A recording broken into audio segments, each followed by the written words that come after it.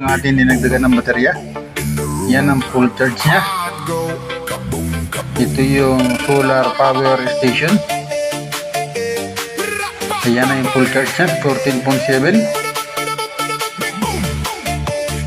Nice na to. Hindi na ito basta-basta mauubos agad. Yan, dinagdagan natin ng isa pang 12 volts. Ayan. Siguradong matutuwa na yung may-ari dito. Nice na to. Napakalakas na nito. 14.7.